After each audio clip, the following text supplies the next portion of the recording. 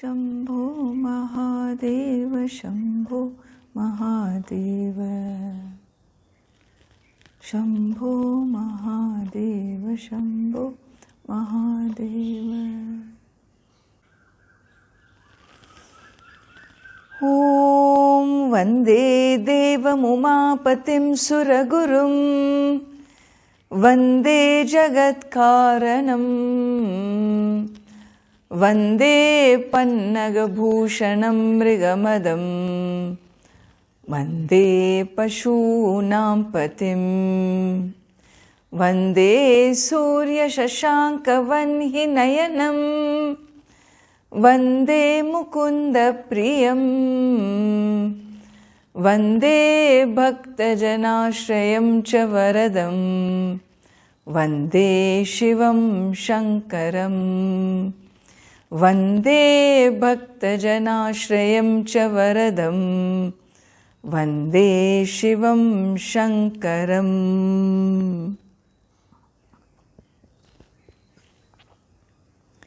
We shall chant together Vaidyanatha Ashtakam, beginning with the first verse.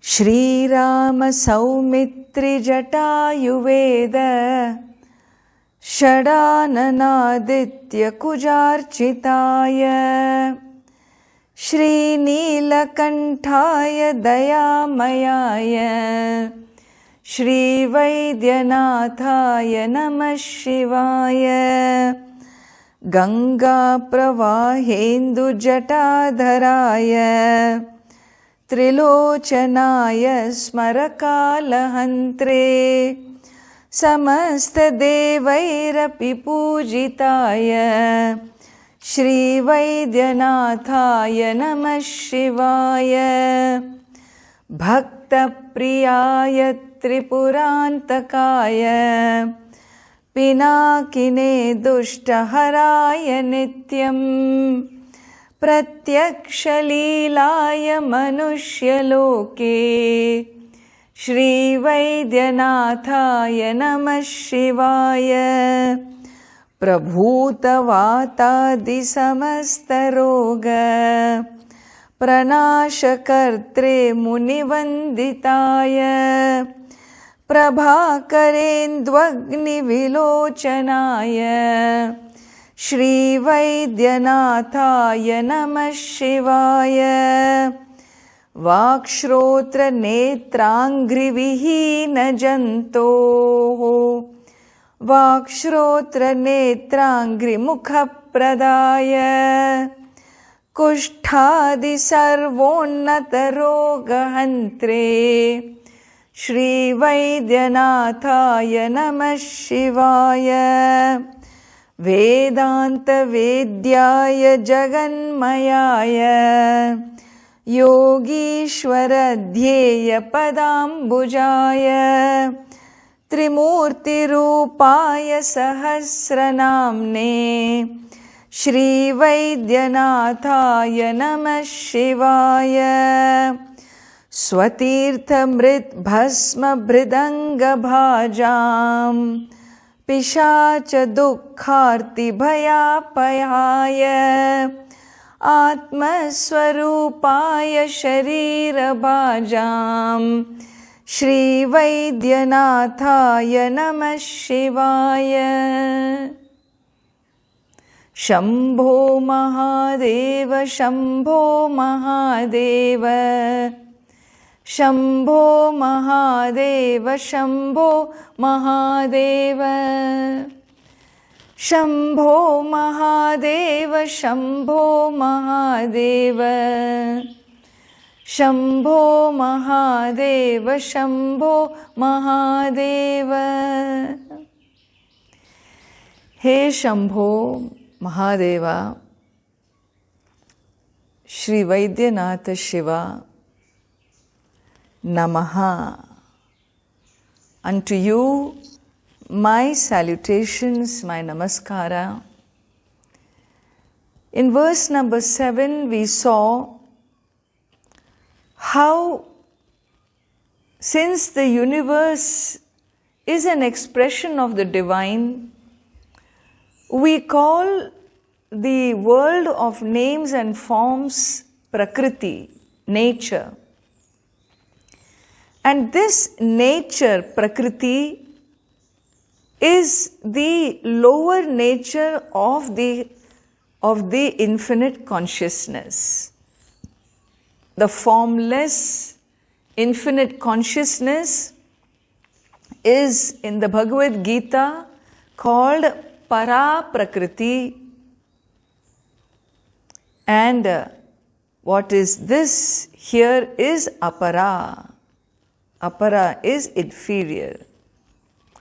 And so the form and the formless. And when we look at the world of forms, we choose a few things to represent the formless, to worship the formless, to anoint the formless in a specific form, and to acknowledge the presence of the formless within us. And so for this, some of these customs or practices we saw, Swatirtha Mrit Bhasma Brit Anga Bhajam. So for those who apply on their body or take a dip, Swatirtha, where? In the divine abode, in the temple, the abode of the Lord, in the water tank, the one who takes a dip, a holy dip.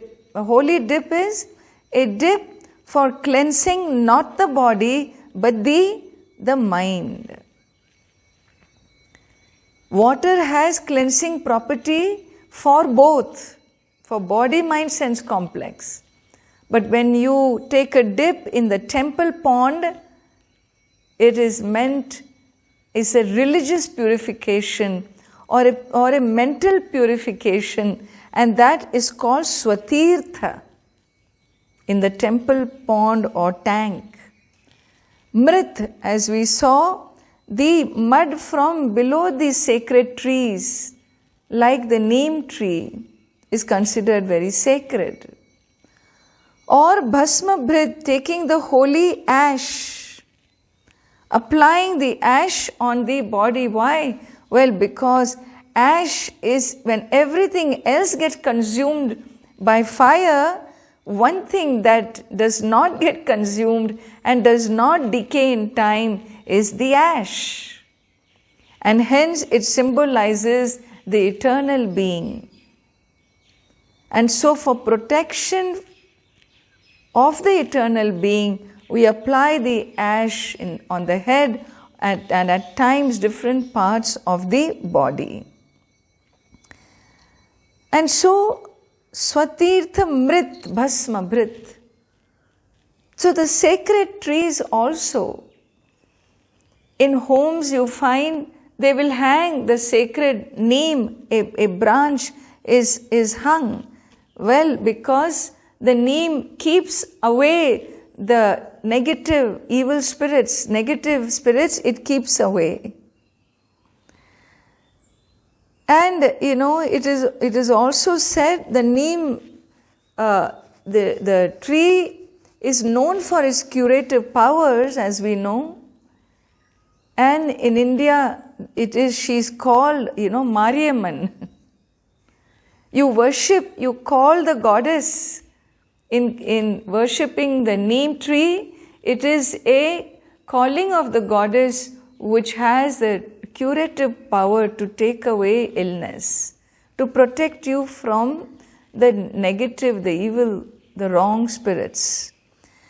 And so he says, with these three, Pishacha, Dukkharthi, Bhaya, Apahaya, with this, he removes the suffering that is emerged from what? From the spirits. Sometimes the spirits can invade one's body.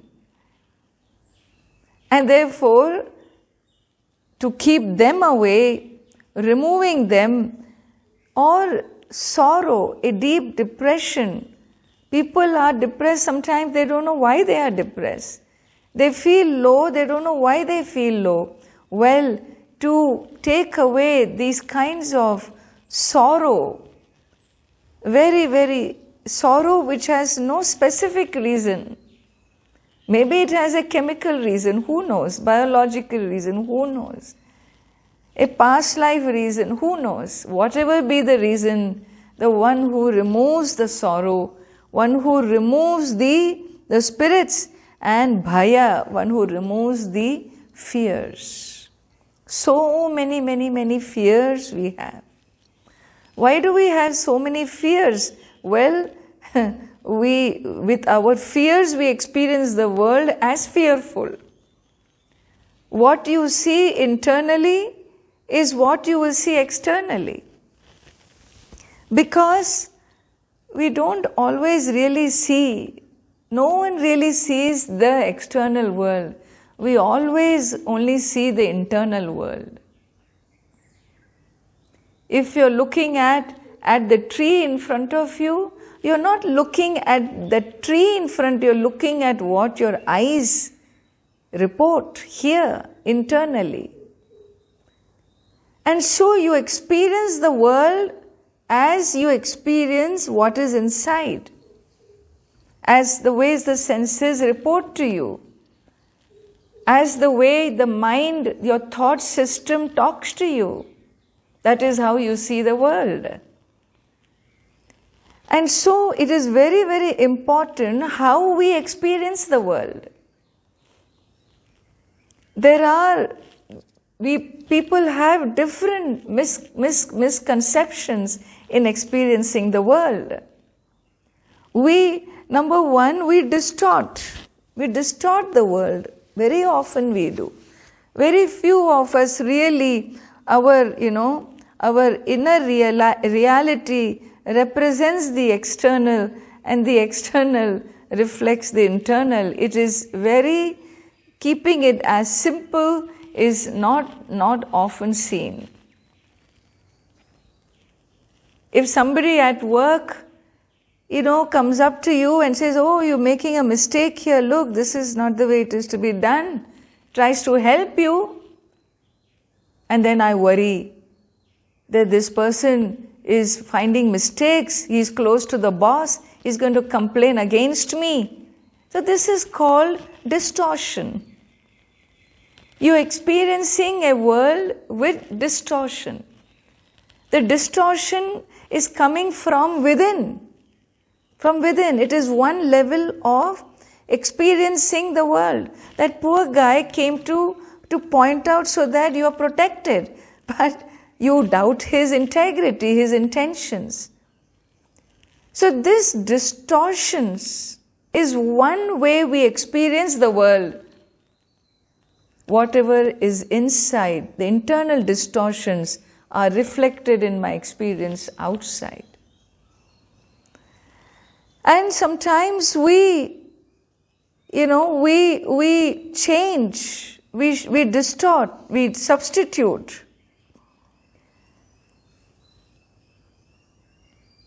Somebody in the family scolds you or something and doesn't talk to you for 3 days. And then what do? I believe if this person cooks for me, they will definitely poison me. This person should not cook for me. So this is called my subjective reality. I see the external world. I completely, misread. I completely misread. And this kind of a, distortion needs to be corrected. So this way of experiencing the world, there are other people who experience the world as if in a very impoverished manner. Because of their own poverty, they only see the negative, the limitations. They see in every area there is a feeling of being impoverished. Well, this can be changed, of course, because we don't know. Maybe one's upbringing was impoverished. Maybe there wasn't enough money, there wasn't proper education, who knows? So the world itself looks impoverished. But it can change. With effort, these things can change. The perception of the world can change. Impoverished person can never see beyond the obvious. What is literally in front alone, they will see, they can never go within, look into intentions, look into implications. They don't. Why? Well, because of their impoverished nature. Very, very shallow. The fourth is an enriched experience of the world. Enriched experience means you can see beyond what is visible. Like a poet, like a poet, like an artist. What you see, even if a chair is just a piece of furniture, for an artist, he will see art in that chair. A poet can write poetry on the chair. His experience of the world is so much more enriched. But tell me, when there is divinity within you, Atma Swarupaya, when the Lord is the very Atma, the very consciousness in you is an expression of that infinite, the divine consciousness, sitting in you, Sharira Bhajam, then how would you experience the world? If I were to experience the world from the vision of the divine, how would that world be? How would that world be experienced? It would be experienced as a Leela. Leela means as a play of the divine. A play. A play of karma, karma phala, play of law of karma. And so he says, unto that Lord is my namaskara. Let my experience of the world be not so impoverished, so distorted, so subjective, so negative. Let it become one which is enriched experience, leading to seeing the world for what it is, that Leela of the divine, that play of the divine. And this journey is our growth in devotion, a growth where I trust the infinite, because who else are you going to trust? I had a saint I knew very close to my ashram. He used to tell me, he was very upset with the infinite, with the divine. He had a very, very dynamic, vibrant, live relationship with the divinities. One time he was very upset because he slipped and fell and fractured his toe, and he couldn't go to Ganga Ji after that for a holy dip every day. And so he was very upset, and I asked him, why are you so upset with the divine? You love him so much, why are you upset? And he said, who else should I be upset with? Is it worth being upset with human beings? If you are upset with them, they'll be more upset with you for being upset with them. They take on a fight. If you make a face, they'll make a bigger face at you. But when you are upset with the divine, he is the one to really, you have to reconcile life with him, with the infinite. Make your relationship so alive, so dynamic, that you can dialogue with the Lord, you can love him, you can be upset with him, you can be annoyed with him, you can trust him. How a relationship with a parent is so trusting. A baby can kick its dad and mom. And the mom says, "Oh, wonderful, look at my baby, how beautifully it's kicking me." The mother doesn't take offense when the baby kicks, isn't it? And so, getting upset with the divine is an expression of devotion. And so, make the relationship so live. Connect to the divine in every emotion so that I can cross my fears. I can trust the infinite. I can cross my fears born of distrust. Why? Because He is right here in me. Atma Swarupaya Sharira Bhaja. Let me tap my highest self. Let me experience my highest self. Let me experience the world with the vision of the highest self. And if we can do that, we are already in our journey to sainthood. And so here, He tells us to cross. Experiencing the world has multiple possibilities, as I said, but when I keep my right brain, left brain in balance, with a proper mindfulness, a mindful awareness, I observe my own responses to the world. I observe my own thought system and work towards enriching my life with wonderful experiences and finally reaching my true destination, my abode with the divine within.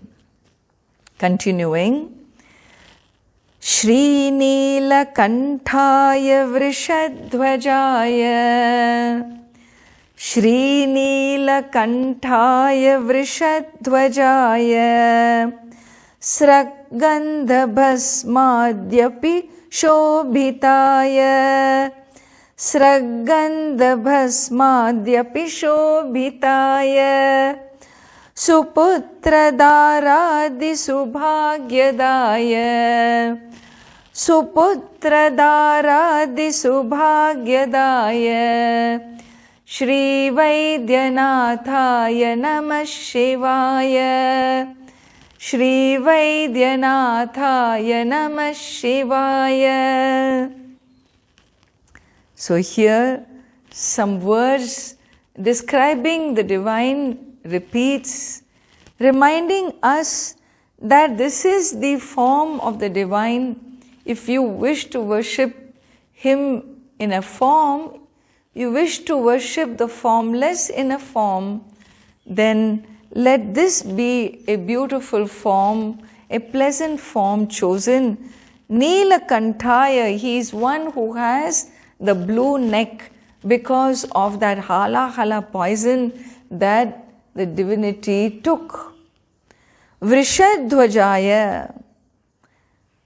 Dhvaja is a flag. So the flag that stands tall. In every temple in India, you see a flag. And on this flag is what? Vrisha, who has the symbol of bull on his flag. Bull is Nandi. His greatest devotee. Nandi is a devotee of the divine who is in no hurry to go anywhere. He always remains keeping Lord Shiva before him. Even if it means waiting to know him, to see him, even up to eternity, Nandi waits. He waits. He waits. He waits until there is no more time that is passing on for him. He waits timelessly for the timeless one. And so this Vrishadhvaja, the symbol here is of Nandi on his flag. In Mahavishnu worship, the flag symbol will be Garuda, the eagle. There's a lot of stories about the Garuda, the eagle. If you're worshipping Devi, the goddess, the dhwaja, the symbol is of lion, Simha, the lion. Simha dhwaja, Garuda dhwaja, and for us, Vrisha dhwaja. So he is one whose flag has the Nandi, the bull, as his symbol. And he shines. He is so glorious. How? Well, with this srak, the garland of flowers, gandha with the fragrant sandal paste on him, and bhasmadi and ashes. He is called Vibhuti Bhushan. He is ornamented. He is Lord Shiva's ornament. What are Lord Shiva's ornament? We visualize Goddess Parvati, Lalita Tripura Sundari, we visualize dazzling diamonds and pearls and emeralds and whatnot, jewels and gems. When you visualize Mahavishnu, he is also decked with so much jewels. Jewels represent ornamentation.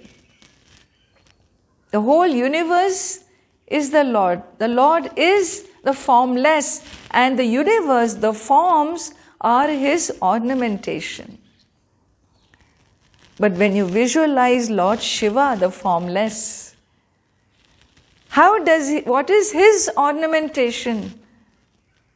Ashes. Ashes. Because, well, that's how he is. Before him, all names and forms collapse. All that remains is the eternal being. And so here he is one who is covered with ashes and sandal paste fragrance and a garland of flowers. Well, Apishobhitaya, he shines, he glows in this form. This is a form of meditation. Suputradharadi subhagyadaya. In this form, when you worship the Lord, when you relate to him on a one-to-one, his blessings will always be upon you. He grants, he showers blessings. In prayers of gratitude and glorification, he continues to shower his blessings. It is said Lord Shiva is Ashutoshaha.